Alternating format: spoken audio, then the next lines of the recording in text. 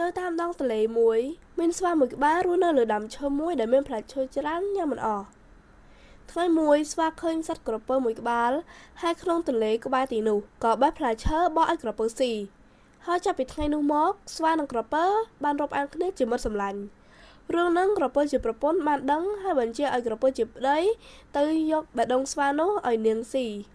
ដោយសារតែមិនហ៊ានជាមួយប្រពន្ធក្រពើជាប្តីក៏ទៅហៅស្វាមកលេងផ្ទះរបស់គាត់បានឲ្យស្វាជិះលើខ្នងគាត់រួចហែលទឹកទន្លេសម្ដៅមកផ្ទះនៅតាមដងផ្លូវក្រពើក៏បង្ហើបប្រាប់ស្វាតាមត្រង់ថាប្រពន្ធគាត់ចង់ស៊ីបេះដូងស្វាលឺអញ្ចឹងស្វាបានទប់អារម្មណ៍ឲ្យនឹងនរហើយប្រាប់ក្រពើវិញថាគាត់ភ្លេចយកបេះដូងរបស់គាត់មកហើយឆាប់ត្រឡប់ទៅយកវិញទៅ